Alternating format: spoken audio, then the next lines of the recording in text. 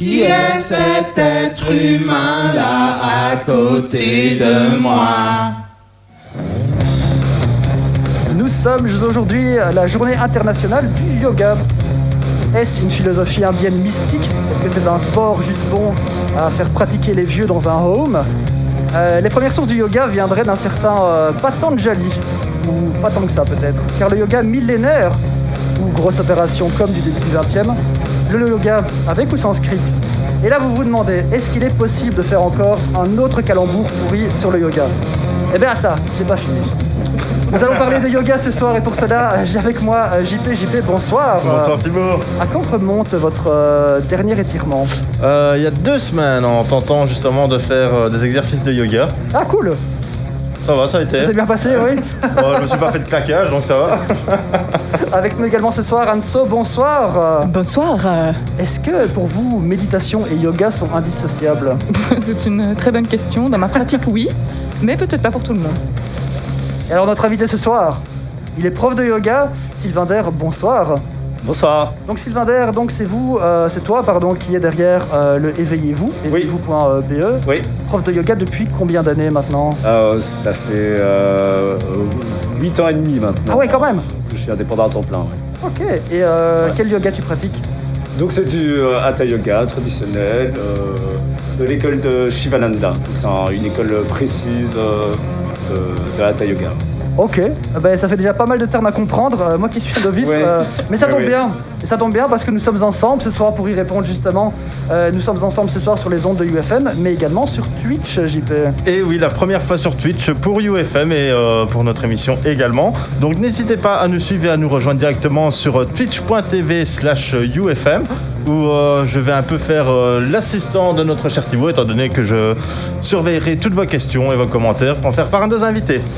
Alors, nous mettrons ensuite l'émission sur YouTube, qui, étant donné que UFM est maintenant sur YouTube également, et un moyen facile de retenir, c'est UFM YouTube. Voilà, Ça je va. pense qu'on peut Ouais, pas je faire pense plus qu'il y a simple. moyen de trouver un petit peu de mnémotechnie là-dedans. Et alors, une petite surprise pour tout le monde, pour fêter notre arrivée sur Twitch à 21h20 environ. Nous allons tous ensemble faire une séance avec Sylvain Der pour une petite initiation et voir ce que donnent certaines positions du yoga. Donc du coup, yoga collectif à 21h20 plus ou moins. Bon, on n'est pas Ouais. non plus pour une petite séance du soir, adaptée à tous les niveaux. Donc, Ouais. donc ça, c'est cool. Ben, vous êtes dans Qui est cet être humain sur UFM et sur Twitch. Et cet être humain, ce soir, c'est Sylvain Der. Qui est cet être humain là à côté de moi? Alors, comme nous sommes sur Twitch, je termine avec évidemment ce genre de chipotage. L'espace commentaire est ouvert. Donc on est L'espace en commentaire, je permanence. suis connecté au chat, donc n'hésitez pas à balancer tout ce que vous voulez, les questions, les réflexions, bien évidemment, pour les petits trolls qui s'amuseraient, un tri sélectif sera effectué, mais sinon, allez-y, sans filtre, lâchez-vous. Et pourquoi pas des trolls, à la limite. On aime les trolls. C'est vrai. Du coup, pour toi, Sylvain, j'y arriverai. C'est quoi le yoga? Alors, c'est une philosophie de vie principalement. C'est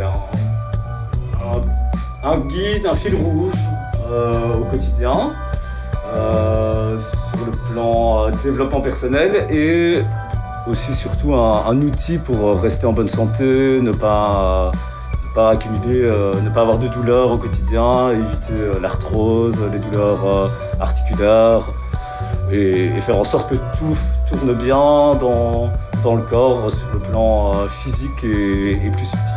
Je suis content qu'on parle de ça justement parce qu'apparemment il y a le côté physique, le côté spirituel. Est-ce que vous savez un peu m'éclairer, Anso, Sylvain, là-dessus?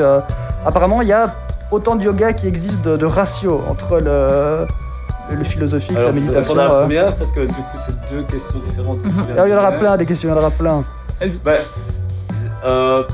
Je pense que d'abord faire la différence entre le côté physique, le côté spirituel. C'est important sur le plan plutôt philosophique de remettre le juste terme sur le plan spirituel. Il a été complètement... on lui a donné vraiment un mauvais sens avec la religion, mais le spirituel, ça signifie bien non matériel. Hein. Donc tout ce qui n'est pas matériel, c'est spirituel.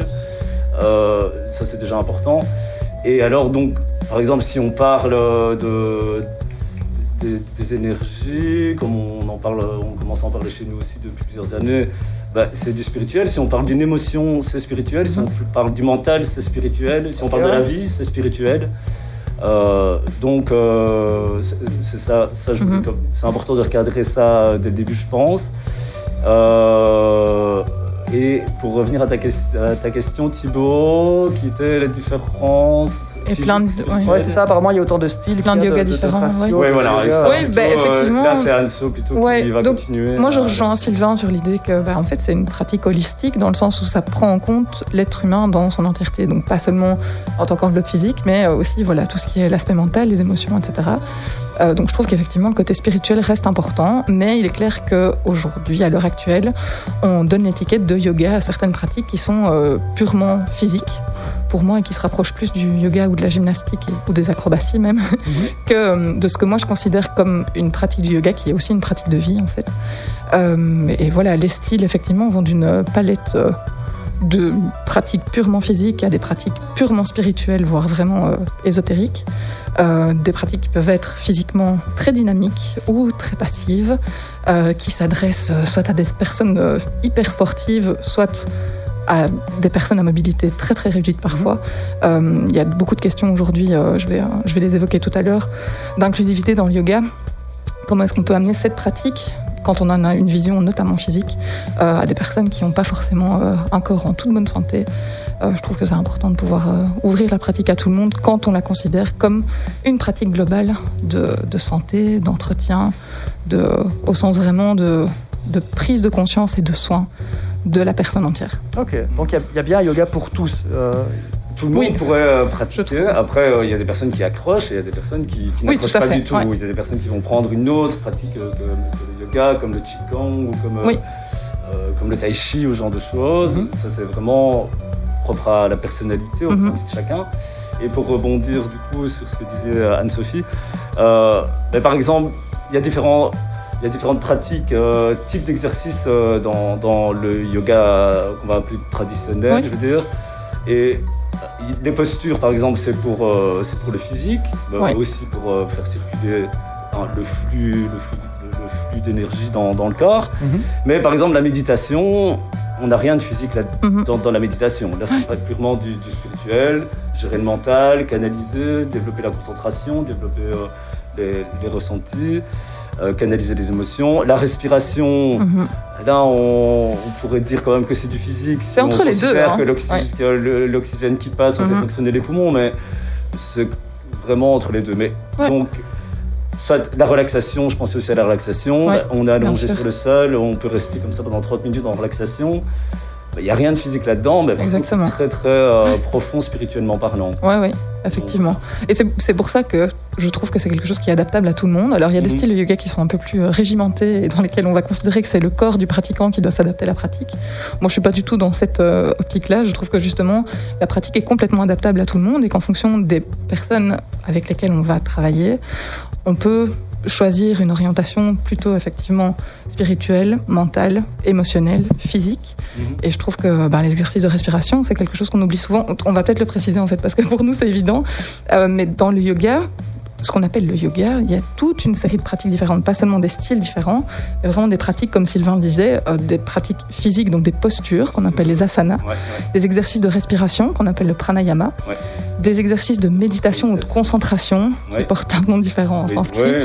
Mais donc ça, c'est vraiment pour moi les trois grands piliers. Et la relaxation.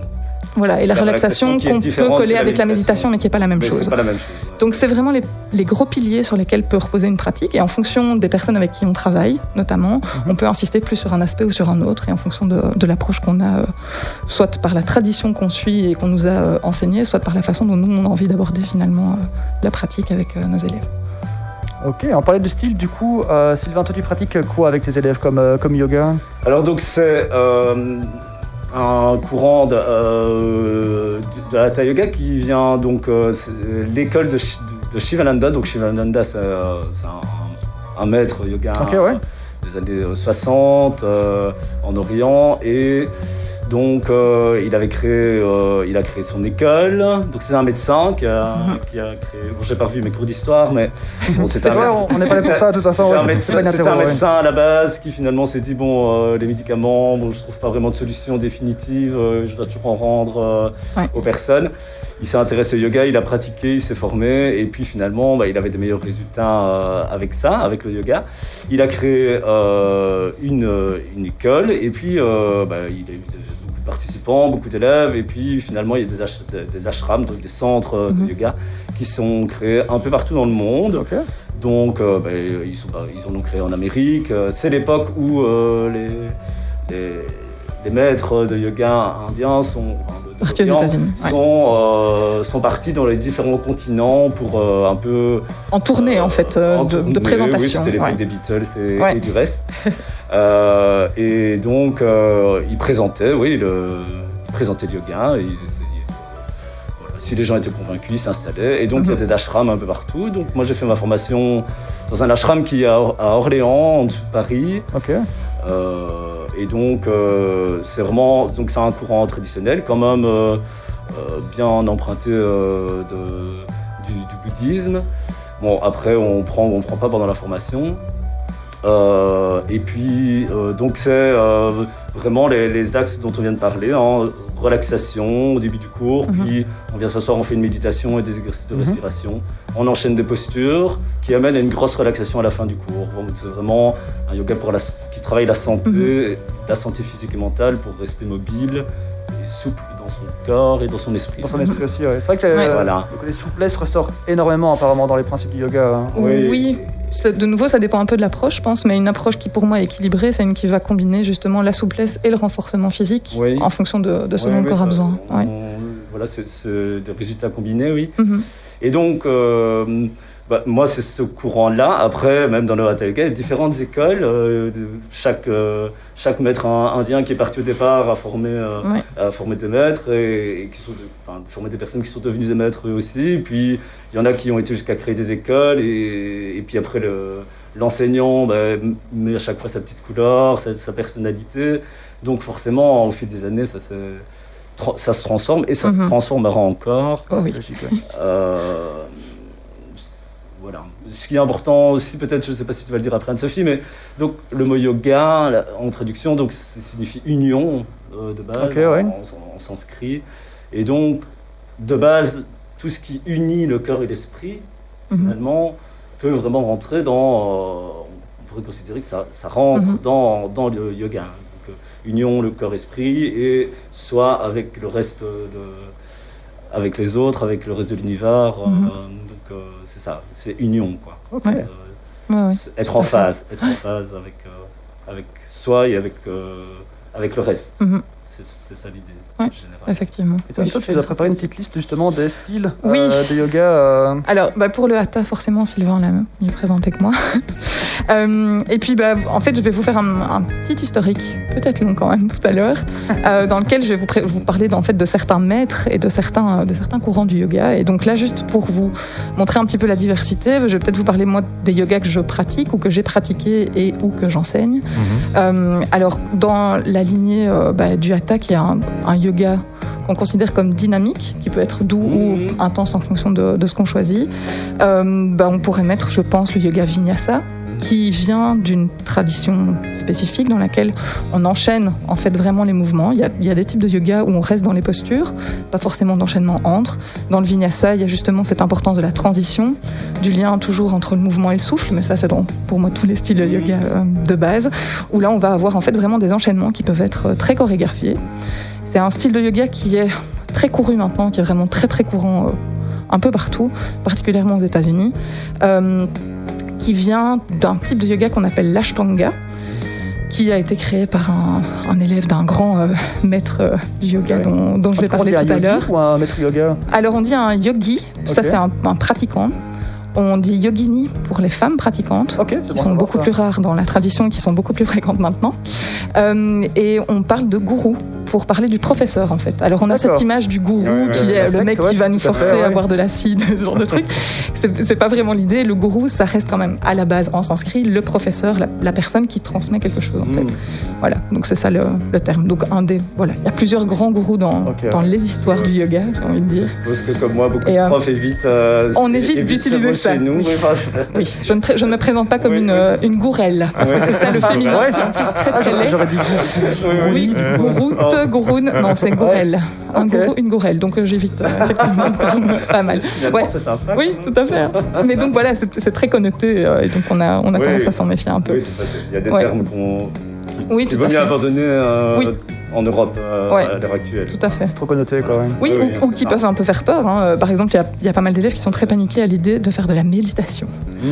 Et donc parfois on parle simplement de relaxation, même si c'est différent, pour juste introduire le concept de concentration, d'exercice de concentration, genre de trucs. C'est ce que je disais tout à l'heure avec la spiritualité aussi. Oui, tout à fait. Oui. On pourrait pas inventer un nouveau mot, malheureusement, mais... Non, mais il y a moyen de lui attacher des nouvelles connotations au fur et à mesure. Donc, voilà. Donc, je parlais de l'Ashtanga, qui est le père, en fait, du Vinyasa, plus ou moins, où là, en fait, on enchaîne. C'est un yoga qui est très dynamique, voire même acrobatique. On va enchaîner les mêmes séries de postures, systématiquement. Il y a un chant d'ouverture, un chant de fermeture pour remercier les professeurs qui sont venus avant nous, un chant de fermeture que j'appelle le chant de Miss Belgique pour souhaiter la paix dans le monde et espérer que tous les êtres se trouvent dans le même bien-être que nous à la fin de la séance. Donc ça, on est vraiment d'un côté assez dynamique du spectre.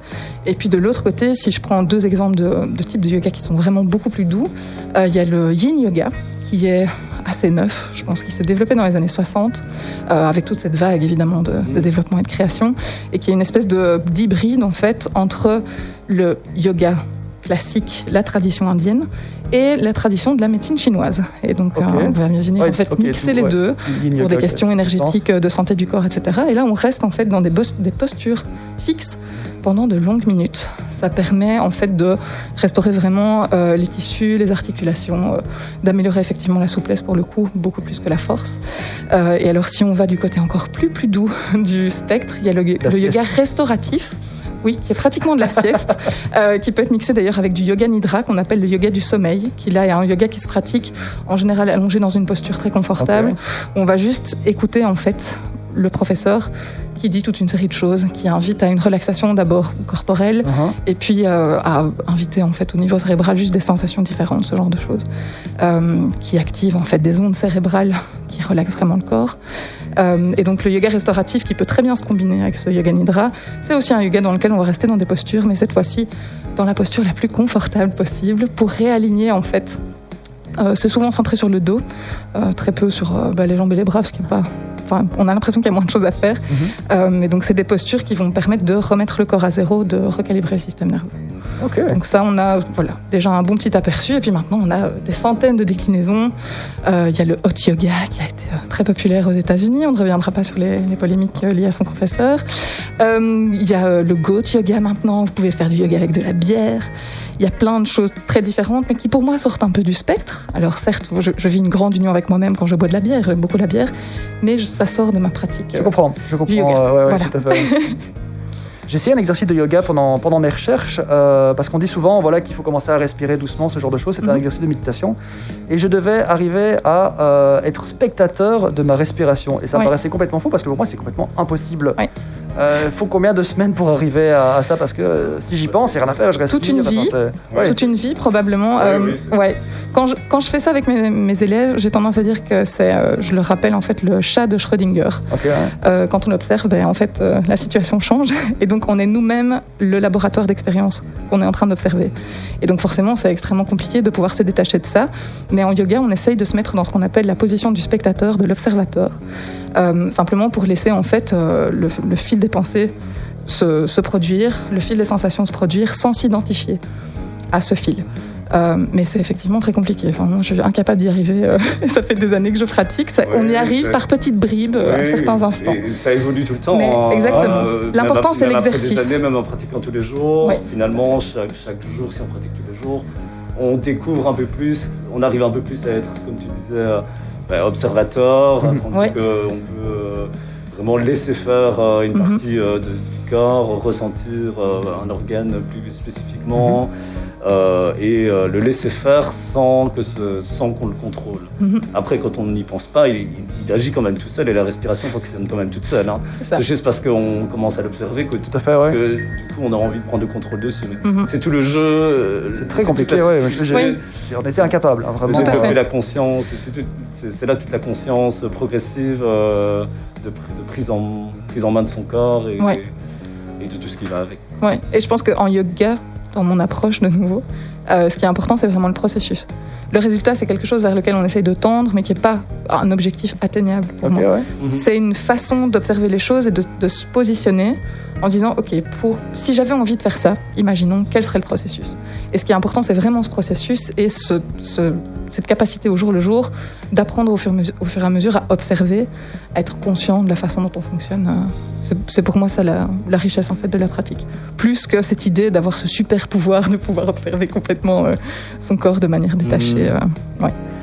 Vous êtes déjà parti loin en méditation, vous deux Parce que j'ai déjà vu des récits, mais limite voyage astral, Jupiter, les planètes, bonjour Pluton, enfin ce genre de choses. Ouais, Vous moi, avez pas. déjà eu des expériences folles comme ça Oui. T'as déjà eu des oui. trucs Enfin, moi, beaucoup, et c'est un peu presque, je veux dire, une spécialité, je dirais. Ouais. J'ai toujours. Dès ma première seconde de méditation, donc j'ai fait ma première seconde de méditation, je devais avoir 25 ans, et tout de suite, ça a été complètement transcendantal, et j'ai plus jamais. J'ai médité tous les jours depuis, et le lendemain, je faisais du yoga, j'ai plus jamais arrêté. Mais ça a vraiment marché tout de suite chez moi. Wow, c'est cool, ça. L'aspect, des ressentis complètement que j'avais jamais ressentis avant, la sensation de plénitude, et puis en méditation, l'impression de voyager dans des endroits qui ne sont pas du tout ici. Donc, on peut en parler. On est ici pour en parler. Oui, Oui, c'est ça, parce que c'est vrai que j'en parle pas tous les jours. Si c'est pas ici ou d'autres, quoi. Oui, c'est ça. Du coup, oui, j'ai. Moi, j'en ai déjà fait beaucoup, et puis j'ai fait pas mal de formations pour ça aussi. Donc, ça m'intéresse, j'aime beaucoup ça. Donc, j'aime bien m'asseoir, fermer les yeux, et puis partir, voyager complètement ailleurs et voir où j'arrive, y retourner le lendemain, et voilà. Après, bon, c'est mon ressenti. Oui, bien sûr, c'est ça. Alors, on observe où est la frontière entre l'imagination et le réel quand on est dans ce qui n'est pas matériel. Hein. Donc, c'est ça aussi que moi-même j'observe. J'essaie de définir un peu mon monde intérieur. Ça, c'est vraiment très propre à chacun. Je ne pense pas qu'on pourrait vraiment écrire un livre là-dessus. C'est vraiment ce n'est vraiment que la pratique qui peut vraiment apprendre à chacun. Quoi. Ouais, puis c'est ultra personnel aussi. Oui, vraiment, oui. Je suis même un peu gêné d'en parler. Oui, mais Non, c'est parce que tellement c'est personnel. oui. Vraiment. Voilà, il y a des choses qui font vraiment du bien. On peut aller se ressourcer à certains endroits que d'autres personnes ne connaissent pas et n'ont jamais vus. Donc, oui, voilà. C'était pour répondre à ta question. Oui, tout à fait. Ouais. On a une phase cachée du yoga dont JP ici a préparé quelque chose pour nous en parler. Oui, enfin, une face cachée. Disons que j'ai eu un petit peu de cynisme par rapport au yoga, parce que moi, quand j'entends parler du yoga, je ne vois que des aspects positifs, le côté bien-être, le côté méditation. Et pour moi, c'était trop beau pour être vrai. Je me suis dit, il doit avoir un petit quelque chose. Donc, voilà, je suis parti à la recherche. J'ai été un peu survolé tout ce qu'on pouvait trouver rapidement sur le yoga. Et mon premier axe de recherche a été de me dire, est-ce que le yoga peut être violent ?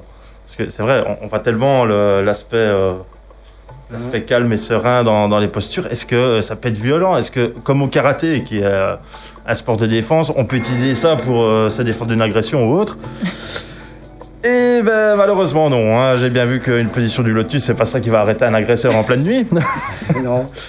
Donc voilà, j'ai creusé un petit peu à ce niveau-là, et en fait je suis donc tombé sur un des principes visiblement fondateurs du yoga, qui est donc l'ahimsa, donc le principe de non-violence. Si je ne dis pas de bêtises, vous pouvez m'arrêter. Ouais, tout à fait. Tout à fait. Oui. Et donc qui apparemment signifierait littéralement ne nuire à aucun être vivant et ne pas causer de souffrance ou de dommages. Donc voilà, je suis content de ne pas avoir dit de bêtises. Je suis tombé sur un extrait d'un livre d'Eva Ruchpol, qui est apparemment une éminente enseignante de yoga et une des premières yogis d'Europe, qui a expliqué dans son livre Hatha Yoga que la violence est le blocage empêchant la libération du yoga. Donc voilà, je ne sais pas ce que vous en pensez. Et en ce sens, on pourrait considérer que la seule violence relative au yoga, c'est la violence qu'on s'inflige au niveau de 2 blocages qu'elle-même a déterminés, c'est-à-dire les blocages physiques et psychiques. Les blocages physiques dans la difficulté qu'on peut avoir au début de faire certains mouvements, d'être pas assez souple, d'être trop rigide. Et le blocage psychique dans le sens où on va s'énerver, où on va vouloir forcer.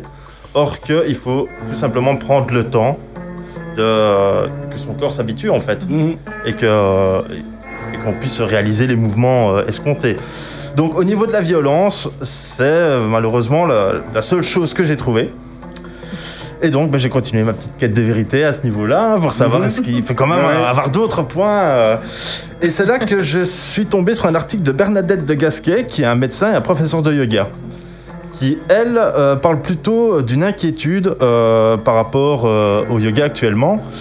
C'est une inquiétude au niveau de la mécompréhension, si je puis dire, de toute la richesse que peut avoir le yoga.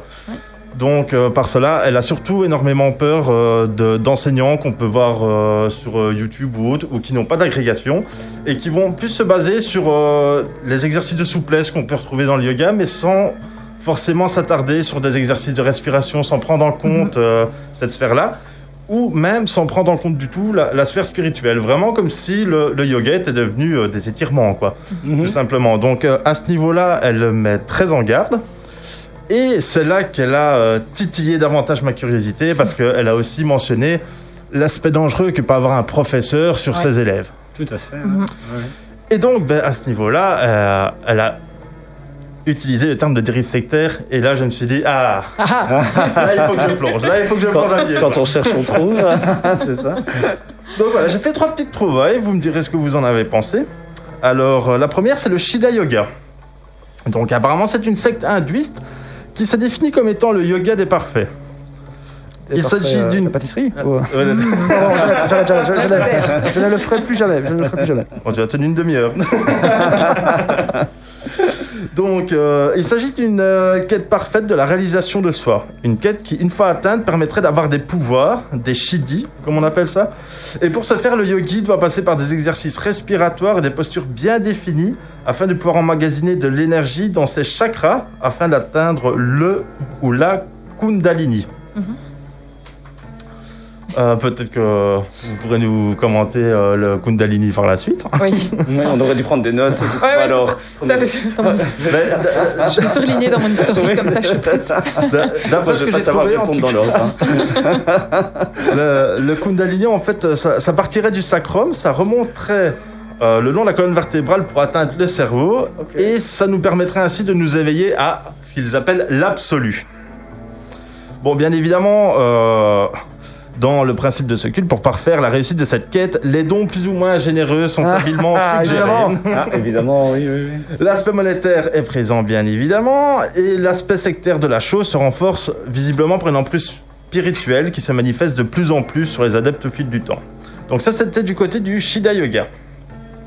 Mais si l'on doit parler d'influence et d'emprise, j'avoue que j'ai une petite préférence pour le Sahaja Yoga que j'ai découvert il y a peu et qui m'a fortement intéressé. Parce qu'en fait là, on n'est plus vraiment sur une secte, mais vraiment sur une espèce de culte religieux. Donc le Sahaja Yoga a été fondé en 1970 et il repose sur une seule personne, une femme du nom de Nirmala Devi, qui est dans ce mouvement appelé Shri Mataji, qui apparemment signifie Sainte Mère. Donc, alors, au niveau de son approche, on va dire que ça peut être séduisant et attirant pour les néophytes, étant donné qu'elle ne repose sur aucun dogme apparent, ni aucun investissement, et ne nécessiterait qu'une méditation de 10 à 15 minutes par jour. Donc, j'ai fait le test, j'ai été voir sur le net, on peut trouver une séance d'initiation sur YouTube qui dure 10-12 minutes. Et là, d'entrée de jeu, voilà, directement, elle nous met dans une situation de relaxation, de détente, dans une posture assez banale, étant donné qu'il suffit d'être assis, une main sur un genou, l'autre sur le cœur ou sur les côtes, et de nous répéter des phrases de mise en confiance, mais où elle va toujours se faire appeler elle-même mère, et où toutes nos phrases nos questions doivent être posées à elle-même, ou alors on a des phrases à répéter, mais qui s'adressent à elle, toujours en utilisant le mot mère. Donc, en creusant un petit peu, j'ai remarqué que son culte se basait de plus en plus sur une espèce de vérité absolue qui serait détenue par cette Sainte Mère, et que donc que ses actes et ses paroles font acte de foi, quoi. C'est, bon. Mais la petite cerise sur le gâteau quand même, c'est que dans ce mouvement-là, les mariages ne sont pas interdits, mais ils doivent être choisis par la Sainte Mère ou tout du moins en recevoir son approbation. Et en ce qui concerne la progéniture, eh bien, les parents sont vivement encouragés de placer leurs enfants dans un internat de l'organisation qu'on peut trouver à Rome ou en Inde. Ok. Donc voilà. Alors, pour la petite anecdote en plus, je suis tombé sur des questions-réponses sur des sites promouvant le Sahaja Yoga. Et il a indiqué que les adeptes sont encouragés à user d'une photo de la Sainte Mère dans le cadre de leur méditation afin de mieux pouvoir se connecter à ses vibrations et son énergie. Alors pour information, j'ai vu que c'était encore présent en Belgique, à travers le pays. Il y a un site internet qui offre pas mal de précisions, mais bien évidemment, comme sur beaucoup de sites identiques, l'investissement personnel devra toujours être plus grand si on veut les meilleurs résultats possibles. Ouais. Donc voilà. Alors, nous avons tantôt parlé du Kundalini, et on va y revenir avec la fin des années 60 aux États-Unis, où il y a un certain gourou du nom de Yogi Bhajan qui va conceptualiser cette notion de Kundalini comme énergie. Donc son yoga va se concentrer sur des mouvements très répétitifs qui vont solliciter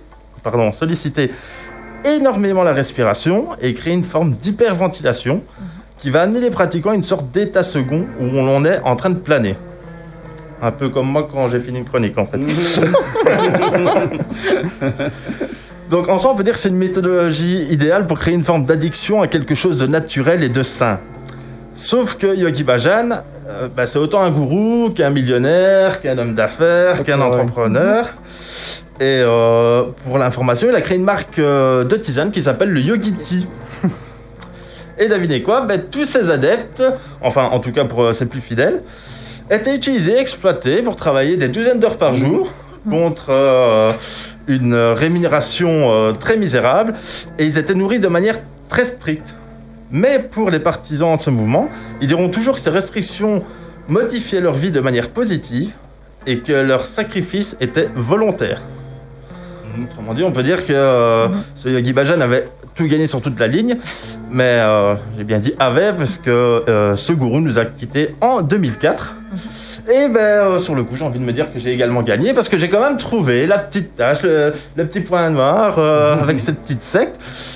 Et au final, malgré cette victoire, j'en suis pas sorti heureux. Parce que je me suis dit... J'espère. Voilà. Non, vous seriez un sadique. Je me suis dit oui, c'est une victoire sans appel, mais c'est cyniquement sans appel. Parce qu'au final, je me dis que le yoga ne doit pas spécialement être quelque chose d'absolument négatif ou d'hyper lumineux non plus. Je préfère me dire que c'est une libre interprétation qui doit évoluer en fonction de ce qu'on considère, de ce qu'on lui apporte, ou même de ce qu'on peut lui inventer, après tout.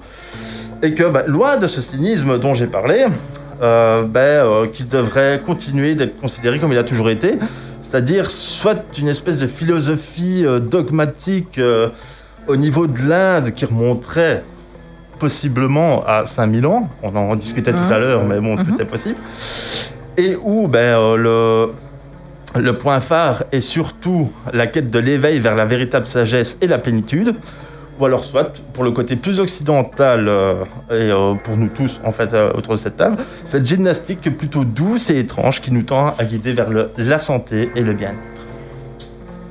Ok, merci beaucoup JPM. C'est ça l'histoire du yoga, je pense. Oui, ça en fait partie, en tout cas. Mais je trouve que c'est bien que tu aies soulevé ces questions de dérive sectaire, parce qu'en fait, il n'y a pas que ça. Ce que tu as soulevé comme problème, c'est principalement des choses qui ont émergé dans les années 60. Il y a des trucs beaucoup plus récents. Il y a des scandales sexuels avec des gourous qui ont clairement abusé de leurs élèves. Je pense qu'il y a des abus psychologiques qui sont assez courants. Et donc, c'est une bonne occasion de rappeler que oui, c'est une pratique qui est personnelle, qui doit, pour moi, amener au bien-être, mais surtout sur laquelle il faut avoir un certain recul et pouvoir se poser des questions. La position du prof est particulièrement importante. Nous, en tant qu'enseignants, on est formés à ça. Enfin, je pense qu'on est sensibilisés, en tout cas, à ces questions d'emprise qu'on peut avoir sur les personnes, des questions de transfert, parfois ce genre de choses. Ça reste délicat. Pas encore forcément assez, encore je assez pense. formé. Non, effectivement, mais on commence à être sensibilisé. Et je pense que c'est important. C'est dans la personnalité aussi. Oui, tout à fait. Après, donc, je rejoins vraiment ça. C'est pour ça que j'aime bien donc, les pratiques de yoga comme celles que j'enseigne. Il n'y a pas que cette école-là où on est vraiment basé sur la pratique, où on part vraiment du principe qu'on n'a rien à apprendre aux autres. Tout à fait. On peut juste leur partager ce qu'on a découvert chez nous et quelque chose qui nous a rendu plus conscients de notre corps ou plus conscients de manière générale dans les relations aux autres, sur ça c'est juste, ça c'est pas juste.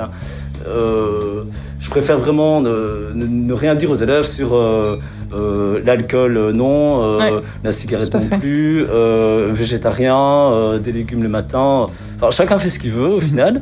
Et ça arrive de toute façon souvent que après 6 mois de cours, les élèves d'eux-mêmes partagent qu'ils sentent un changement juste avec la pratique, mais c'est des pratiques qui amènent vers la relaxation, et la relaxation donne envie d'être juste plus juste, d'être mieux, de s'orienter vers un mieux. Donc chacun va remettre en question ses propres comportements, sa propre manière d'être, ses propres ressentis, et va essayer d'améliorer. Et c'est comme ça qu'on avance vers le bonheur. De toute façon, c'est aussi une quête du bonheur via des exercices qui permettent d'avancer.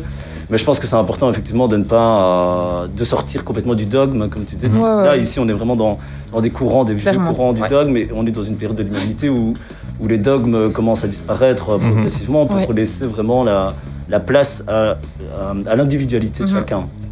Et ne deviens pas prof de yoga qui veut. C'est quoi ton parcours du coup? Parce qu'apparemment, il y a des organismes qui gèrent ça quand même. Des affiliations, comment ça se passe? Je veux devenir prof de yoga, qu'est-ce que je fais? Il y a des certifications en fait. Donc techniquement, c'est pas un métier protégé. Alors techniquement, n'importe qui peut se dire prof de yoga. Quand je me suis installé, quand je me suis déclaré comme indépendant, je suis forcément allé avec mon diplôme, mais on m'a répondu au secrétariat social qu'il n'en fallait pas. Donc n'importe qui peut être prof de yoga. Ça c'est important. C'est important à savoir aussi. Après, il peut y avoir de très bons profs de yoga qui n'ont pas de formation, parce que s'ils ont commencé à pratiquer à 10 ans et qui peuvent vraiment partager leur pratique, ça peut donner de bien meilleurs profs que quelqu'un qui vient de faire sa formation et qui n'a jamais pratiqué avant. Tout à fait. Et donc quelque part, c'est bien qu'on ne mette pas trop de cadre là-dessus finalement. Et donc j'ai perdu un peu le fil. Donc j'allais rebondir sur Yoga Alliance, donc du coup. Oui, c'est ça. Par exemple, ici moi, mon diplôme de chez Shivananda est donc été reconnu chez Yoga Alliance. Yoga Alliance, c'est une alliance au niveau mondial, donc on fait reconnaître son diplôme, ses heures de pratique. Et donc, on est référencé. Donc, ça permet si on voyage, par exemple, si on s'installe ailleurs, directement, on peut aller dans un centre à New York ou à New Delhi, peu importe, et dire qu'on est chez Yoga Alliance, et hop, on sait que on est bon, quoi. On pourrait être engagé tout de suite. N'importe où dans le monde. Après, c'est pas du tout utile. Ça fait 2 mois que je me suis inscrit chez Yoga Alliance, mais c'est surtout entre les élèves et les profs que ça fonctionne. On dit toujours dans les formations que le prof trouvera ses élèves et les élèves trouveront leurs profs. Ça se fera. Tout à fait. Ça se fera comme ça en claquant des doigts, quoi. Enfin, c'est un feeling surtout. Un peu comme un patient et son psychanalyste. On parlera de ça un peu plus tard avec justement les histoires de psychanalyse et de yoga. Est-ce que, encore maintenant, mais là c'est un peu plus débatique comme question, est-ce que vous pensez que le bon yoga se trouve encore en Inde, ou est-ce que maintenant c'est plus ou moins fini ce temps-là? C'est une bonne question. C'est comme la question du bon chasseur et du mauvais chasseur. Je suis pas sûre que ce soit cantonné à l'Inde, tout simplement pour des raisons historiques de transfert. C'est pas pour rien que les grands gourous des années 30 à 60, on va dire, ont beaucoup travaillé aux États-Unis, fait des tournées, ce genre de choses. C'est des gens qui ont transmis leur savoir. Je suis pas sûre qu'on soit forcé de se cantonner à l'Inde pour trouver du bon yoga. Il y a énormément d'excellents professeurs partout. Et encore une fois, en fonction de ce qu'on recherche et de la pratique qu'on a déjà pour soi et de celle qu'on a envie de transmettre, je pense que c'est très difficile de définir le bon prof. C'est pour ça que moi, par exemple, j'ai suivi une formation qui est certifiée par la Yoga Alliance, mais je me suis pas inscrite. Je trouve que les standards ne sont pas clairs. Il y a pas, c'est tellement personnel comme pratique et comme transmission que je pense pas du tout que ce soit limité à l'Inde. Mais je pense qu'il y a une importance de reconnaître l'héritage effectivement sud-asiatique de la pratique pour comprendre notamment les noms des postures. C'est tout bête, mais on les dit en sanskrit dans certaines pratiques pour comprendre peut-être les bases de la méditation, etc. Mais c'est plus du tout cantonné à l'Inde pour moi. Non, je suis d'accord avec ça.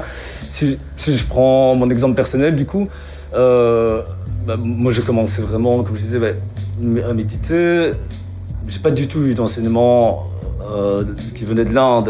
J'ai pris un bête CD et en une seconde, du coup, c'était hyper intuitif et ça a toujours été intuitif. J'ai fait ma formation parce qu'il fallait faire la formation, et puis elle m'a apporté énormément. Ouais. Mais une fois que j'ai mis un pied dedans, c'est comme si c'était quelqu'un qui, je sais pas, Mozart qui se mettait devant un piano, quoi.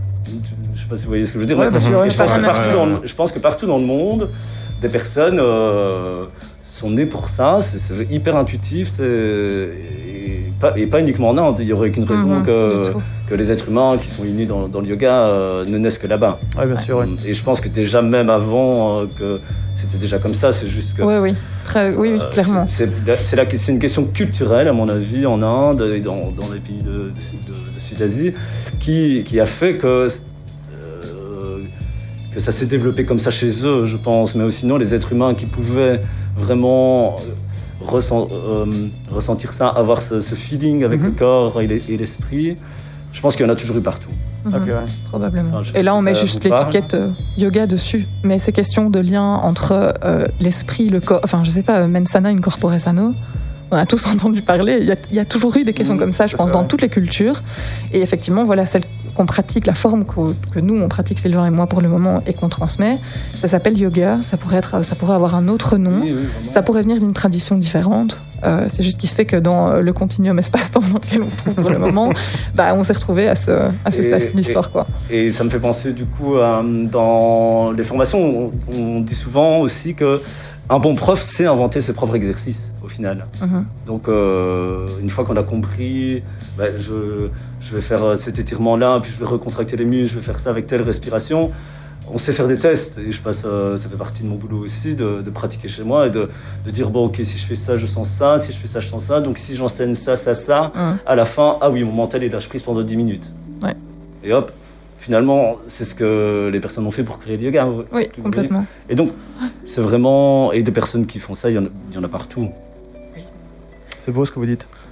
C'est bien, on peut essuyer directement nos larmes avec apparemment, le yoga, ça n'a pas spécialement été l'art de la posture. Les postures n'ont pas spécialement eu toujours des noms. Le yoga n'a peut-être pas 5000 ans. Et si on parlait un peu de tout ça allez, c'est parti. Accrochez-vous à vos sièges de méditation. C'est vrai que là, il faut s'accrocher pour l'histoire. Effectivement. Alors, l'histoire du yoga, c'est hyper long, c'est hyper complexe. Et je vous conseille, en fait, si vous avez envie d'aller plus loin, si votre curiosité est titillée après ma méga chronique, de lire un très bon bouquin qui s'appelle Yoga 2500 ans d'histoire, qui a été écrit par Clémentine Erpicum, je ne sais pas comment ça se prononce, désolée Clémentine, qui est publié aux éditions La Plage, qui est très très bon. En fait, elle est historienne et professeure de yoga, et donc elle a mixé ses deux passions pour écrire une histoire du yoga en français. Il y en a déjà en anglais, mais en français, ça manquait beaucoup. Cool. C'est très bien écrit. C'est très bien documenté, c'est très bien illustré. C'est vraiment pour moi une des références pour les gens qui s'intéressent à l'histoire du yoga. Donc j'ai essayé de vous résumer ça. Ouais, juste couper 5 secondes. Mais, Donc, c'est juste pour un petit rappel pour les gens sur Twitch. Si vous avez des questions, on y répondra du coup après. Donc allez envoyer des questions sur le chat et on fera après un petit tri et puis on en parle. Donc Enzo, c'est à toi. C'est parti. Ok. Alors, donc je vais essayer de vous faire un truc plus ou moins chronologique qui devrait vous donner une idée des différentes évolutions par lesquelles le yoga, avec beaucoup de guillemets, est passé, puisqu'évidemment, il y a des racines qui sont communes avec l'hindouisme, avec le bouddhisme, il y a des questions spirituelles, des questions physiques, il y a plein de choses qui se mélangent. Donc n'hésitez pas à m'arrêter, j'ai forcément pas réponse aux questions, c'est pas moi qui ai écrit le bouquin, mais voilà, il y a peut-être des détails que j'ai pas mis et qui pourraient vous intéresser, donc n'hésitez pas. Alors, l'histoire du yoga commence peut-être vers 2500 avant notre bon Jésus-Christ, dans la vallée de l'Indus. Donc, la vallée de l'Indus, en gros, c'est le Pakistan et le nord de l'Inde actuelle. Et en fait, c'est dans cette partie du monde que se développe la civilisation arapéenne, qui est une des premières grandes cultures urbanistiques du monde, qu'on a découverte d'ailleurs assez tardivement. Et bon, c'était des gens vraiment développés, avec un système d'écriture, avec des villes, du commerce, etc., qui ont essuyé un bon gros changement climatique vers 1800 avant notre ère, et du coup, clap de fin pour la civilisation, tout le monde déménage ou meurt, et les gens laissent derrière eux forcément ce qui va devenir des vestiges archéologiques. Et dans ces vestiges, on croit repérer les premières traces d'un yoga ancestral, notamment avec des postures sur des sceaux, des statues qui ont l'air d'être dans une posture de méditation. Mais voilà, tout ça, c'est pas avéré, on n'a rien comme base écrite qui permet d'avérer ça. Par contre, on fait un petit bond, 300 ans plus tard, vers 1500 avant JC, je vais dire JC parce que j'écris ça vraiment long. Il y a des semi-nomades, donc à la fois guerriers et agriculteurs, qui viennent des steppes du Caucase, qui vont s'installer dans les anciens territoires arapéens. Et on les appelle, attention, les Ariens. Évidemment. Les Ariens, et donc oui, c'est bien à eux. C'est pas Godwin, ça y est, on y est. C'est bien à eux que Hitler a chopé le nom, évidemment, en se foutant complètement du reste de l'histoire, mais c'est pas très grave. Avec la Svastika, du coup, rien à voir. Oui, tout à fait. Okay. La Svastika, c'est un signe qui existe dans l'hindouisme, qui est un signe de paix, en fait, en soi. Donc, il a tout bien détourné, le petit Adolphe. C'est la puissance de la moustache. Alors... Excusez-moi pour les moustaches, je vous aime beaucoup. Alors, au niveau religieux, en fait, les Ariens, ils vénèrent tout un panthéon de dieux, dont certains vont se retrouver après dans l'hindouisme, notamment... voilà, certains noms qu'on connaît, d'autres pas du tout, je ne vais pas insister dessus. Et donc, ils les vénèrent à travers des séries de rituels qui vont se complexifier au fil du temps et qui finalement vont être maîtrisés seulement par une partie de la société, qui va être la caste des brahmanes. C'est un nom que vous avez probablement déjà entendu. Et donc, c'est la caste hyper huppée, ultra classe dans la société aryenne. Et en fait, ils se transmettent oralement des invocations, des hymnes, des façons de dire les choses, des prononciations particulières, même des mots de tous les jours, qui seront plus tard rassemblés dans un corpus de textes qu'on appelle le Veda. Donc c'est un des grands textes fondateurs de la pratique du yoga, mais aussi de l'hindouisme et du bouddhisme. Donc c'est intéressant de faire déjà le lien ici. Et c'est dans ce texte qu'on trouve le premier Om, qui est en fait une syllabe qui est censée représenter l'infini, le grand tout, que le yoga évidemment va récupérer. Et le mot yoga, justement, c'est la première fois qu'on le retrouve aussi ici, à l'écrit. Donc j'insiste bien, c'est une civilisation principalement orale, mais comme la caste des brahmanes maîtrisait l'écriture, eux ont évidemment transcrit toute une partie de leur héritage. Et donc le mot yoga dans ce texte-là désigne en fait l'attelage des chevaux de guerre. Donc les Ariens, c'était une peuplade en fait, à la fois guerrière et agricole, et donc le mot yoga est utilisé dans ce sens-là. Alors les Ariens, comme de nombreux peuples orientaux en fait, croient en la réincarnation et ils comptent bien dessus pour s'améliorer vie après vie. Donc ils ont une vision très positive de la réincarnation et des renaissances. Ils trouvent que ça permet d'accumuler de plus en plus de bétail et donc d'être de plus en plus riches. Et il suffit en fait pour ça d'honorer correctement les dieux à chaque vie à laquelle on va revenir. Okay. Voilà. Alors on fait un petit saut de 1000 ans dans le temps pour arriver à 500 avant JC. On est toujours dans le nord de l'Inde actuelle. Et là, à cette période-là, en fait, il y a plein d'ascètes itinérants qui s'appellent les shramans, donc pas les chamans, le shraman, qui vont de village en village et de forêt en forêt, parce qu'en fait, ils sont dans une quête de compréhension de la souffrance humaine. Donc là où on avait les Ariens qui étaient hyper enthousiastes, qui aimaient beaucoup la vie apparemment, les shramans sont beaucoup moins fun, ils aiment nettement moins la vie, puisqu'en fait, ils essayent, eux, de se libérer du cycle des renaissances. Donc c'est la première peuplade, en tout cas dans cette partie du monde, qui a l'air de vouloir faire ça. Alors, c'est peut-être parce qu'en fait, à l'époque, il y a un gros développement urbain qui paupérise énormément les populations. C'est peut-être parce qu'en fait, il y a une quête de profit un gros développement du commerce qui entraîne l'individualisme, et donc il y a une recherche de sens et vraiment une situation de souffrance pour pas mal de gens qui ont aussi plus de choix de carrière, mais qui ont aussi des carrières plus risquées, beaucoup de morts, les maladies qui se transmettent plus à cause du commerce et des échanges. Donc il faut toujours remettre forcément dans le contexte social. Et donc ça rappelle évidemment un contexte assez actuel, je trouve. C'est toujours intéressant de pouvoir refaire les parallèles. Bref, donc les shamans essayent de se détacher de la loi du karma, donc cette loi transcendantale qui stipule qu'en fait, toutes les actions qu'on fait ont un poids, soit positif, soit négatif, et puis qu'à la fin de la vie, on fait un peu la synthèse du truc, et que soit, pas de chance, game over, tu te réincarnes, try again, ou bien, finalement, tu peux atteindre un niveau spirituel supérieur et donc ne plus revenir sur Terre. Donc eux essayent de se libérer de ça, et en fait, eux, ils trouvent qu'en fait, pour se libérer du karma, il vaut mieux se libérer de l'action, tout simplement. Et donc, ils ont des pratiques ascétiques qui consistent à rester fixe, complètement immobile, pendant des heures, des jours, voire des années. Par exemple, avec juste un bras levé au-dessus de la tête. Okay. Des trucs dans ce genre-là. C'est assez... un petit peu le lancer de la posture. Assez violent. Oui, alors c'est les toutes premières postures, mais en fait, tout au début de l'histoire, les postures sont uniquement assises. Et donc, c'est notamment eux que les armées d'Alexandre le Grand vont croiser quand elles vont débarquer vers 300 avant JC. Et c'est ce qu'on se trouve dans les chroniques grecques sous le terme de gymnophistes, les sages nus, parce qu'en fait, ils étaient à poil dans des postures assez inconfortables. Ah oui. Ils restaient des heures et ça a vraiment fasciné les soldats, quoi. Alors, il y a 2 shamans que vous connaissez peut-être, il y en a un, je suis sûre que vous connaissez, l'autre peut-être pas. Le premier, c'est Jina, qui est le fondateur du jaïnisme, donc qui lui a eu des disciples et des enseignements qui étaient très proches de la doctrine de base des shamans. Et le deuxième, que vous connaissez beaucoup mieux, c'est Siddhartha, le fameux père du bouddhisme. Alors, le Bouddha, forcément, c'est quand même une star qui a été quand même vraiment un ascète pendant des années. On pense que c'est entre 6 et 8 ans.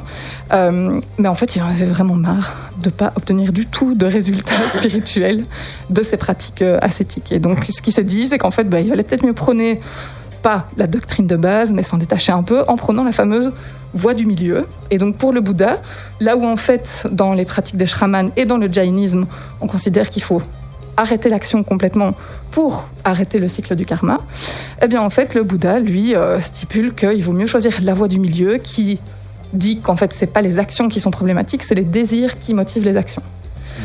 Et donc là il y a déjà un petit changement de paradigme, donc on s'intéresse aux désirs et ça fait le bouddhisme qu'on connaît encore aujourd'hui et qui a continué à se développer de son côté. Alors si on revient au yoga, entre le 9e et le 1er siècle avant Jésus-Christ, on continue à transmettre en fait des connaissances, des pensées, des techniques, etc. pour pouvoir sortir de des cycles karmiques. Et en fait, dans cette période-là, vont être vraiment communiquées, commentées et transcrites, et donc compilées, ce qu'on appelle les Upanishads, qui sont aussi appelés la Vedanta, puisqu'en fait, c'était des parties de texte qui étaient mises à la fin du Veda, dont je vous ai parlé juste avant. Qui sont en fait des révélations qui portent sur les liens entre les êtres et les choses, donc entre le soi et le monde. Toute une série de textes, c'est vraiment très très varié, mais c'est toujours écrit dans un langage très classique, très culturel, donc on voit clairement que c'est toujours réservé aux élites. Il n'y a toujours pas de place, okay. Donc il n'y a pas de place pour le commun des mortels là-dedans, très clairement. Alors, contrairement aux jains qui prônent donc l'immobilité, voire l'immobilisme, et aux bouddhistes qui prônent le détachement complet des désirs. En fait, ceux qui suivent les Upanishads, eux, partent à la recherche du soi profond, de l'essence de l'être, qui est beaucoup plus proche de la quête du yoga actuel, enfin, en tout cas telle que nous on la transmet, je pense. Et donc, en fait, cette essence de l'être, elle est immuable, et c'est seulement comme ça qu'on peut se détacher du karma. C'est en trouvant cette essence pure qui va nous détacher forcément de tout le reste, qui est la seule chose, en fait, qui perdure d'une vie à l'autre. Et donc, pour retrouver ce soi, il y a une technique absolue, c'est la méditation. Okay. Alors, c'est plus facile à dire qu'à faire. Il y a des gens comme Sylvain qui sont très talentueux en méditation. Moi, je fais partie de ces gens qui galèrent à mort. Je médite tous les jours, mais c'est hyper pénible. Donc, pour moi, c'est un travail aussi d'observation de ma personne, comment je me comporte par rapport à ça. Et donc, eux sont vraiment dans cette idée de travailler à la libération, à vraiment trouver une technique yogique spirituelle qui permettent de libérer le soi. Et donc, dans les sections qui sont ajoutées aux Upanishads vers 300 avant JC, c'est la toute première fois qu'on parle d'une vraie méthode yogique, en fait, qu'on utilise ces termes-là comme une discipline spirituelle pour maîtriser les sens et vraiment canaliser les pensées. Si je peux juste compléter un petit truc. Ça, c'est intéressant, du coup, pour bien comprendre le yoga aujourd'hui. Donc, on considère effectivement que dans l'âme humaine, la conscience, tout y est.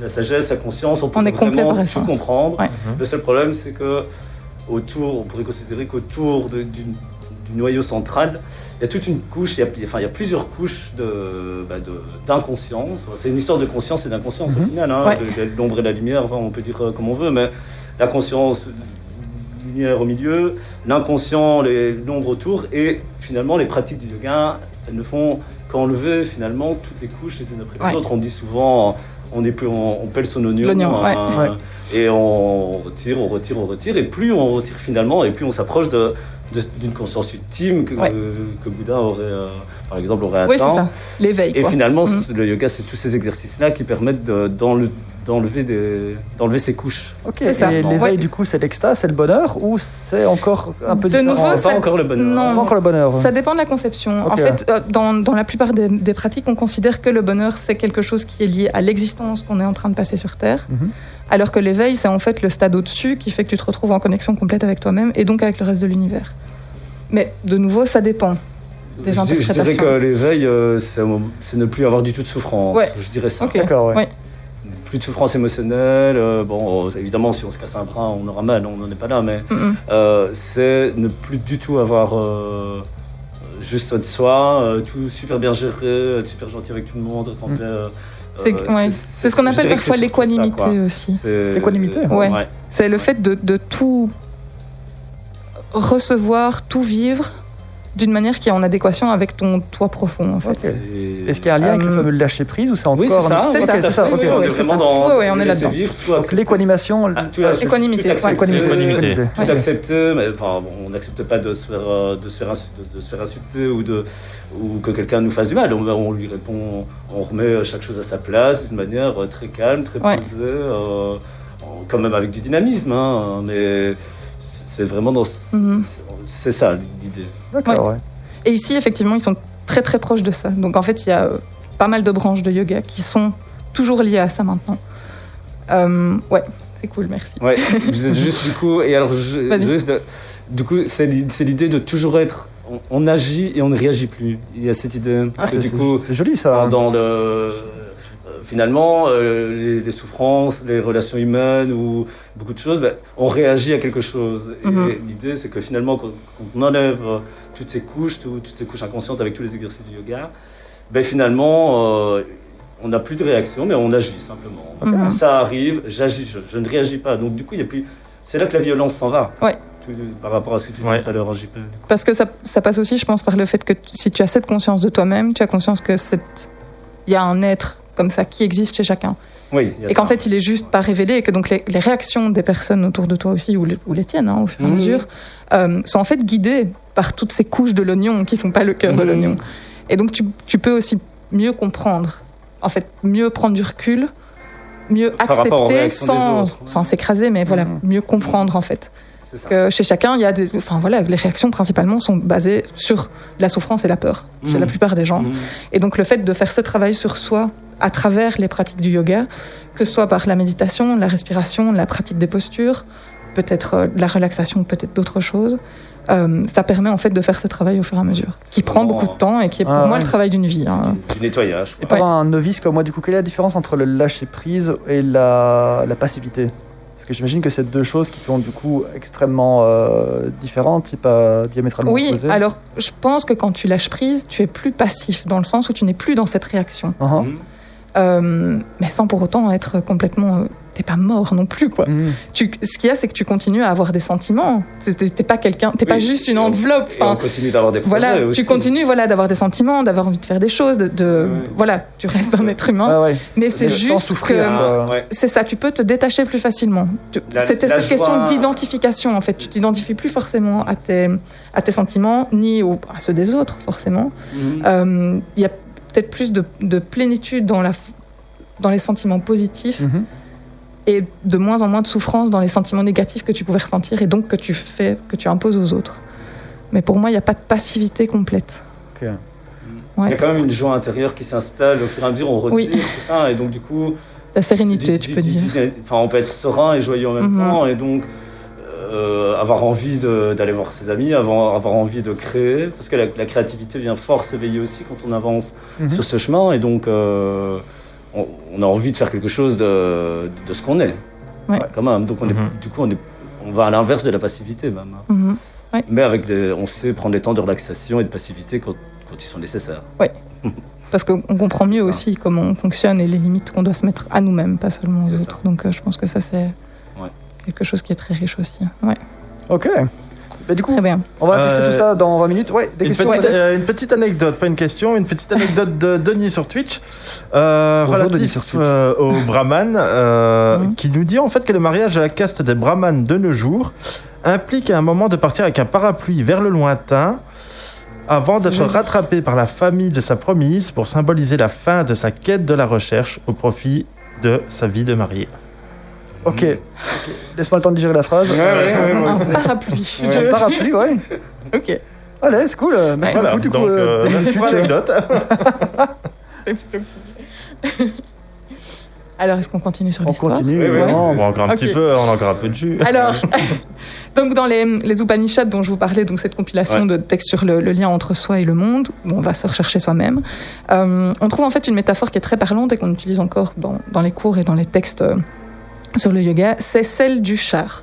Donc en fait, le corps est considéré comme un char qui transporte l'âme, et en fait ce char est dirigé normalement par la raison, qui tient les rênes, et les rênes représentent les pensées qu'on doit maîtriser, et ces pensées en fait maîtrisent les chevaux qui sont les sens. Et donc en fait tout le jeu du yoga à partir de ce moment-là, ça va être de maîtriser les sens pour pouvoir orienter correctement la pensée, et au final trouver suffisamment de détachement pour retrouver son soi intérieur détaché du reste, plus ou moins. Alors, la même métaphore, donc celle du char, on la retrouve dans un autre grand texte fondateur qui s'appelle la Bhagavad Gita, qui est en fait une épopée qui a été compilée à peu près au IVe siècle avant JC, ou peut-être au IIIe siècle après JC, on ne sait pas, c'est dans toute cette période. C'est très flou, de nouveau, c'est très très flou parce qu'en fait, il y a une grande richesse de la culture orale, évidemment, qu'on a perdu beaucoup plus tôt en Occident, et donc il y a peu de choses qui ont été écrites, et en fait ce qui est écrit ce sont des compilations. Et donc les textes qui sont compilés, là on sait qu'on a le texte final de la Bhagavad Gita vers le IIIe siècle après Jésus-Christ, mais tous les textes qui viennent avant c'est des petits agrégats un peu partout, et donc on n'est pas très certain de la datation. Ouais. C'est pour ça. Alors donc dans ce texte on découvre en fait les instants de doute que vit Arjuna, qui est un seigneur archer, au moment où en fait il doit se lancer dans une bataille contre des hommes de son propre sang. Et donc il est tiraillé parce qu'il sait qu'il doit faire son devoir, mais en même temps il n'a pas envie de tuer les membres de sa famille, ce qui paraît assez logique. Et en fait il est conseillé par son pilote de char, qui est quand même Krishna en personne, donc c'est pas rien. Ça va, c'est un des grands dieux du Panthéon, voilà. Donc Krishna était pilote de char. Krishna ici est pilote de char, effectivement. Donc c'est le grand cocher, on l'appelle parfois aussi. Et en fait quand on lit le texte, on comprend, le lecteur est censé comprendre, souvent c'est commenté, et pour nous c'est moins accessible, mais à l'époque c'était plus clair.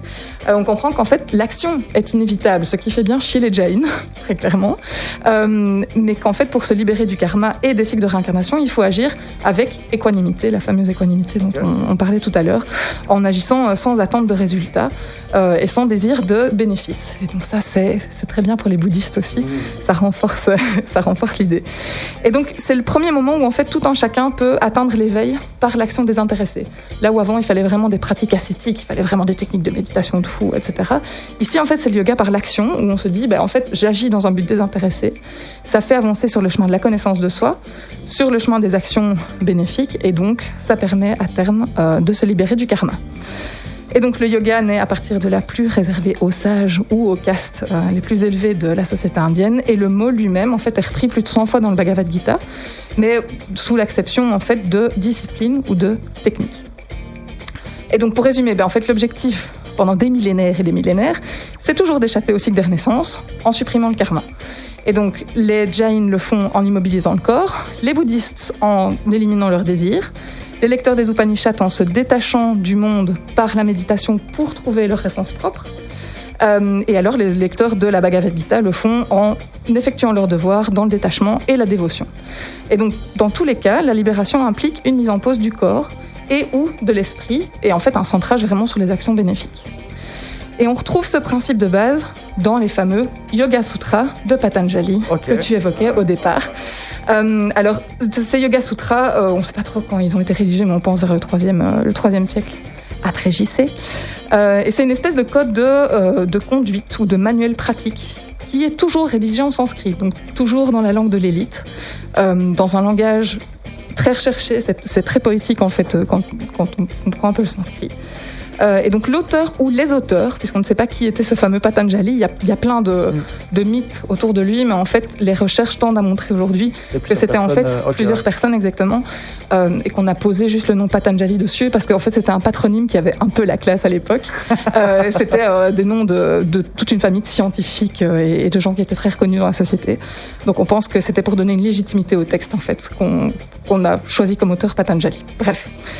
Donc l'auteur ou les auteurs compilent en fait des connaissances qui viennent de toutes les pratiques mystiques antérieures, de différentes branches philosophiques, pour créer tout un système à part entière. Et donc en 195 aphorismes avec un commentaire, en général on ne connaît pas le commentaire, on connaît juste ces petites phrases types, on apprend comment atteindre le soi véritable en se débarrassant des fluctuations du mental et de la matière. Et donc pour mettre fin au cycle des réincarnations, d'après le texte de Patanjali avec plein de guillemets, il faut comprendre qu'on vit dans l'illusion du moi et y renoncer. Donc c'est de nouveau revenir à son essence profonde, pas au moi qu'on s'est construit par rapport à ses attentes et aux attentes des autres. Et donc c'est la connaissance et la conscience de soi qui mènent à la libération.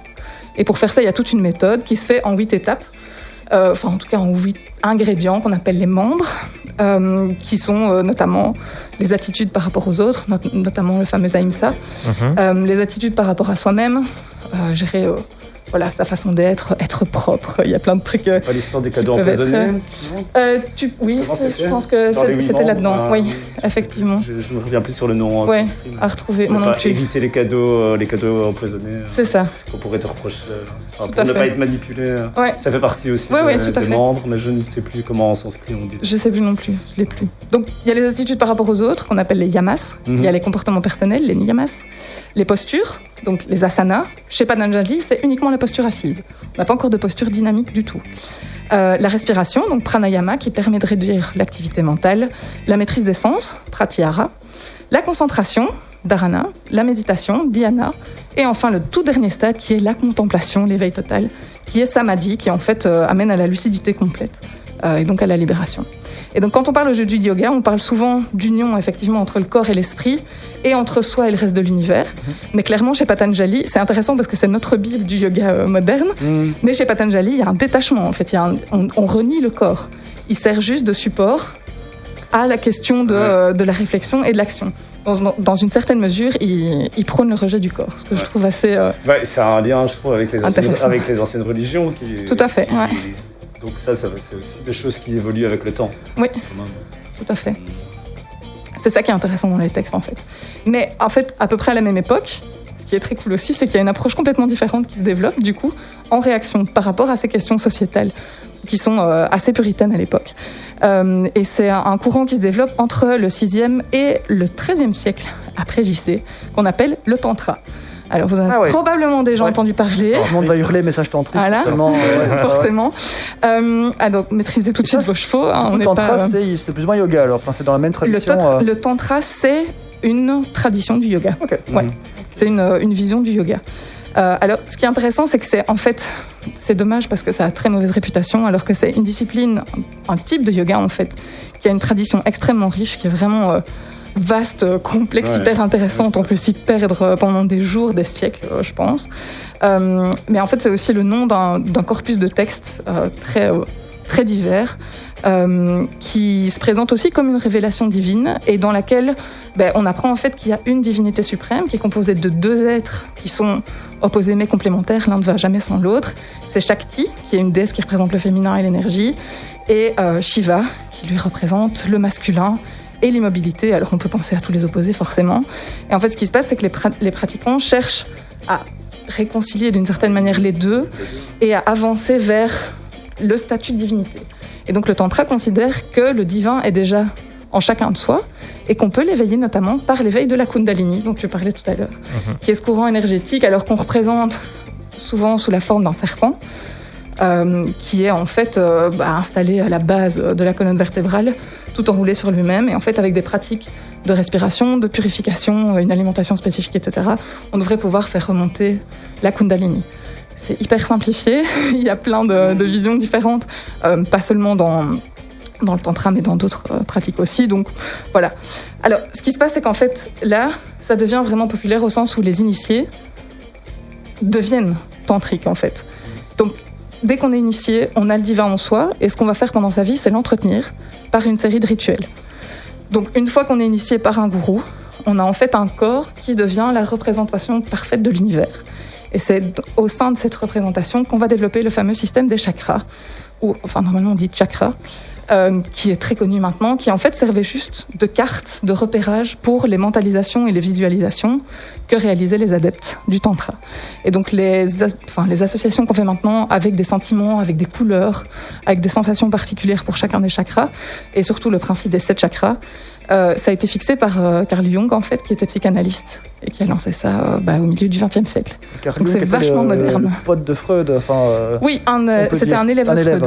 Ouais, effectivement, qui était moins talentueux pour l'écrit. Oui, c'est ça, oui, c'était la petite anecdote de Carl Jung, oui, qui j'avais vu ça dans une formation en philo, et donc qui était élève de Freud et puis qui n'était plus d'accord avec ses idées, mais donc pour dire comme le monde peut vraiment, l'orientation mondiale peut vraiment changer pour des détails. Donc Freud lui écrivait très très bien, et donc il a été sélectionné au moment où on a commencé à créer les universités de psycho. Et Jung n'a pas été sélectionné parce qu'il écrivait, il était très brouillon vraiment dans ses notes, et bon, aujourd'hui, on commence quand même à se rendre compte de plus en plus que Jung était quand même beaucoup plus proche de la réalité que Freud, même si Freud avait aussi quelques données qui étaient très bonnes, mais ils auraient pu être choisis l'un et l'autre, mais c'est ça qui les a départagés. Ça tient vraiment à rien, au final. Bienvenue dans le monde impitoyable de la littérature scientifique. Ce qui veut aussi dire que ce n'est pas parce qu'on voit peut-être plus clair qu'on est forcément moins tourmenté, parce que Jung arrivait moins à mettre au clair les choses par écrit, alors qu'il avait, sa compréhension par contre était meilleure. Sa compréhension était meilleure, mais par contre faire le tri sur papier, c'était plus compliqué pour lui. Donc c'est souvent les cordonniers les plus mal chaussés. Là effectivement, ça doit être pénible. Je rappelle du coup, j'en profite pour expliquer à notre communauté radio, donc ceux qui nous écoutent purement, on va bientôt passer en live sur Twitch. Évidemment, on va pas faire du yoga à la radio, ça n'aurait aucun sens. Donc ce sera exclusivement sur la chaîne Twitch. Ce sera exclusivement sur Twitch, donc www.twitch.tv/UFM, bien UFM comme UFM forcément, ça ne s'invente pas. Et alors, on va juste accélérer un tout petit peu dans le temps, parce qu'il y a quelque chose de super intéressant au niveau du yoga, c'est la réappropriation finalement du yoga dans... C'est des grandes questions à se poser, effectivement. Au début du 20e. Ouais, donc en fait là on a vu déjà plein de courants différents. Un autre courant, c'est le Hatha, le fameux Hatha, qui commence à naître en fait vraiment... on va dire au 8e siècle, et qui se développe vraiment au 13e. Et puis qui continue à s'écrire. En fait, le principe de base du Hatha, tu m'arrêtes si j'ai mal pris mes infos, c'est qu'en fait, on considère qu'on a dans le crâne une espèce de fluide vital qui s'échappe au fur et à mesure tout le long de la colonne vertébrale. Et donc, il faut empêcher ce fluide vital d'échapper au corps.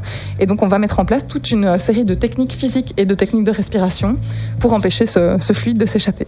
Okay. Et donc, en fait, le grand traité du Hatha, qu'on appelle le Hatha Pradipika, a été écrit vers 1450 à peu près. Et c'est là-dedans qu'on commence à trouver toutes ces techniques de rétention, et notamment 15 postures, cette fois-ci qui sont plutôt définies, dont 6 qui sont assises. Donc ça reste une pratique qui n'est pas dynamique, c'est des postures qui sont vraiment stables, dans lesquelles on ne bouge pas, mais c'est vraiment cette idée-là. Et donc les postures sont tenues moins longtemps, puisqu'elles sont destinées à purifier et à renforcer le corps. C'est toute cette idée de mens sana in corpore sano. Et donc ça va continuer à évoluer jusqu'au travail du souffle, une fois qu'on a installé le travail physique. Et puis les postures en fait se font de plus en plus complexes au fur et à mesure, et elles prennent de l'importance au 17e, au 18e, au 19e, etc. Parce qu'en fait, ce qui est intéressant et qu'on sait très peu, et que je voulais absolument vous dire, c'est qu'il y a beaucoup de liens entre la lutte et le yoga. Alors à l'époque, en fait, la lutte, c'était un des grands sports Ah oui, la lutte, nationaux de l'Inde. pas la lutte des classes, quoi. Ouais, Non, ok. non, vraiment la lutte avec les gens qui se tapent dessus. Et donc en fait, les tout premiers enchaînements qui arrivent dans la tradition du yoga telle qu'on la connaît maintenant viennent en fait de lutteurs qui se sont intéressés au yoga parce qu'il leur permettait de renforcer le corps et de l'assouplir et donc d'être de meilleurs lutteurs. Et donc je trouve ça excellent parce qu'en fait, Fou, ça, on ouais. a aujourd'hui une vision globalement négative de la pratique physique du yoga alors qu'en fait c'est un élément qui est important dans l'histoire parce qu'il vient d'une autre tradition en fait qui est celle de la lutte et donc des sports de combat. Et donc voilà, toute cette tradition a continué à évoluer, les postures se sont complexifiées, il y en a de plus en plus, il y en a qui considèrent qu'il y a 5200 postures, pour certains il y en a 800, enfin il n'y a pas de nombre, mais bon. Et donc ça a été confiné vraiment à l'Asie pendant des siècles. Et puis effectivement, à la fin du 19e, il y a des gens qui commencent à voyager un petit peu plus et donc qui vont commencer à porter la bonne parole, avec plein de guillemets, du yoga. Là, jusque maintenant, on était vraiment confiné, ouais, au full continent. Inde, quoi, ouais. Alors il y avait quelques occidentaux de temps en temps, alors forcément il y a toutes ces histoires de colonialisme, etc., qui ont fait les beaux jours de l'évolution du yoga au final. Mais qui sont, voilà, c'est resté très très cantonné au sous-continent. Internet, quoi. Oui, Internet après, ouais. Participer aussi. Beaucoup après, ouais. Et donc le tout premier, en fait, c'est Vivekananda qui a représenté l'hindouisme en fait à un parlement international des religions. Son discours a beaucoup plu puisqu'il trouvait qu'en fait toutes les religions étaient complémentaires et c'est à un moment qu'on appelle le néo-spiritualisme où en fait on s'intéressait aux religions des autres, aux pratiques des autres, etc. Donc il a pu commencer à développer ça. Et puis c'était un bon terreau aussi dans les années 20 forcément avec le culte du corps. On a commencé à s'intéresser au yoga pour avoir de nouveau un corps sain qui représente la nation saine, etc., etc. Et donc dans tout ça, il y a toute une série de yogis, de maîtres qui ont pu s'engouffrer et venir communiquer leurs pratiques en Occident. Et notamment, on peut citer différents noms. Il y a par exemple Krishnamacharya qui est assez connu, qui a donné en fait le yoga Iyengar et le yoga Ashtanga avec 2 de ses élèves. Il y a aussi Shivananda forcément, qui lui a été vraiment le père d'une méthode considérée d'abord comme très thérapeutique puisque c'était son objectif de base et qui a évolué au fur et à mesure. Ça a été, il y a eu plein de codifications différentes. Mais voilà, il y a plein de voies différentes en fonction de la façon dont ces gourous ont transmis leurs pratiques et puis dont leurs élèves ont continué à transmettre leurs pratiques puisqu'en fait il y a ce qu'on considère comme pour moi une des bases de la transmission du yoga, c'est justement l'héritage dans lequel on s'inscrit. C'est important de savoir l'histoire du yoga qu'on est en train d'enseigner, qu'on est en train de transmettre pour comprendre ce qui peut fonctionner, ce qui fonctionne peut-être moins et surtout toutes ces questions en fait d'appropriation et de colonialisme, etc., dont on a un peu de mal à se détacher. Je pense que c'est bien qu'on puisse les aborder, puisqu'en fait, le yoga, c'est comme la pizza. En fait, ça a été exporté, ça a été complètement transformé, retravaillé, retransformé, et puis réimporté. Alors, pas forcément sous une forme meilleure, mais maintenant, il y a 300 millions de pratiquants. Ça répond clairement à des préoccupations modernes. 300 millions de petits yogas. Oui, c'est ça. Donc ça permet d'entretenir la santé, ça apporte soi-disant la beauté. Si vous tapez yoga booty pour avoir un corps de plage incroyable, vous allez trouver plein de vidéos sur YouTube. Je trouve ça très, très mauvais, mais bon, c'est juste pas mon truc. Ça répond aussi à une quête de spiritualité dans un monde dans lequel on en manque très clairement.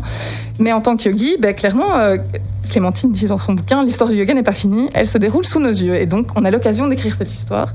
Mais je trouve que ce serait bien de le faire en pleine conscience, comme quand on pratique le yoga.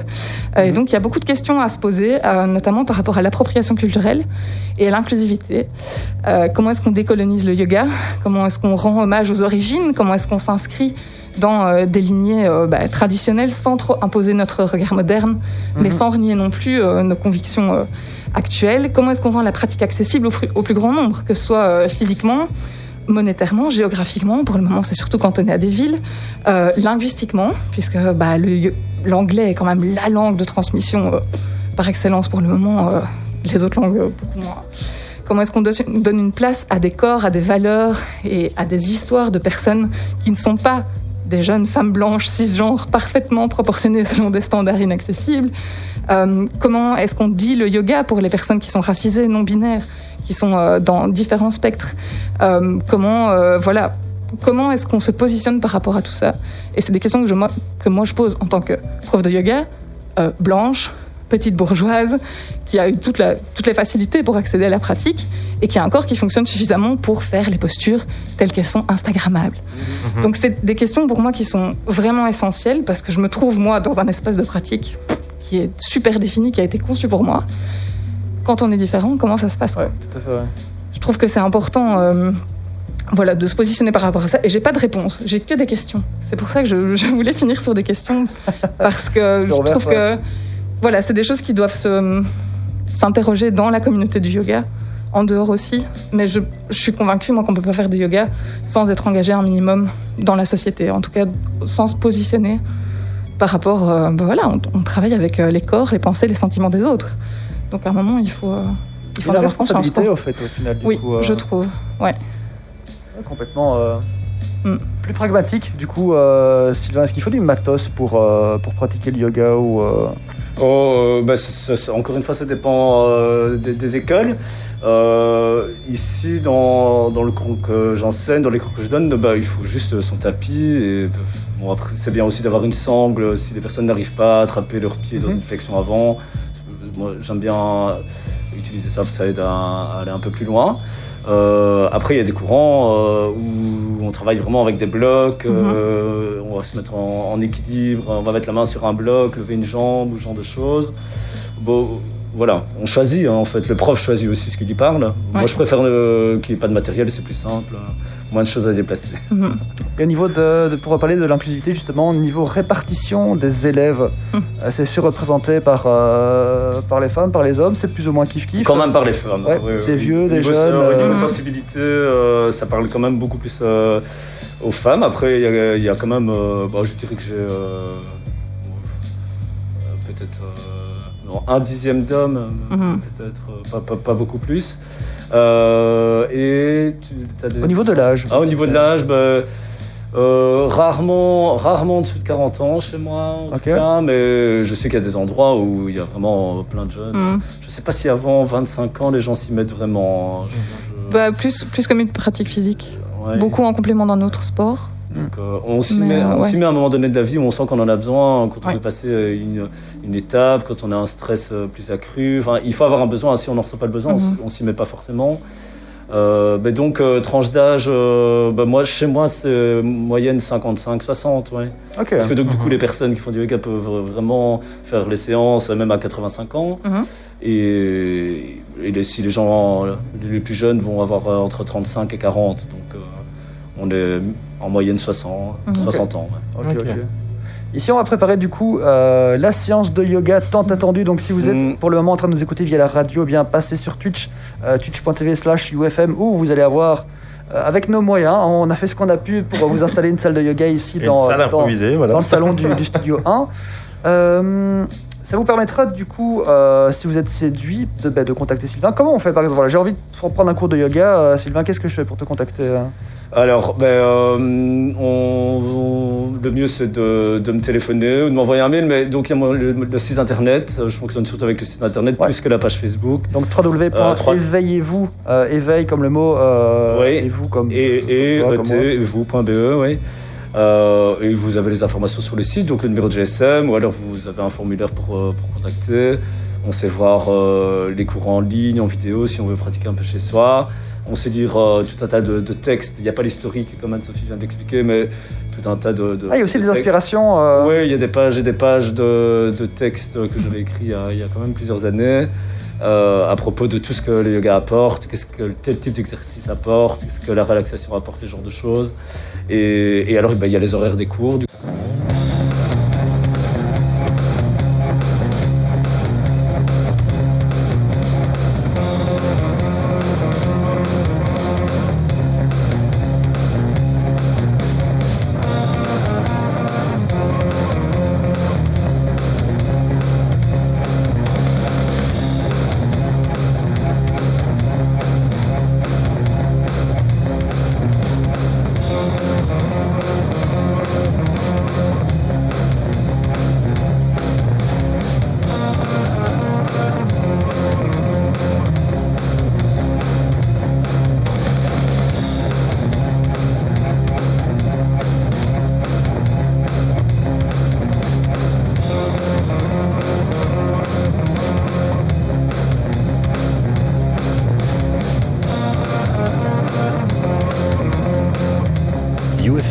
la radio montoise.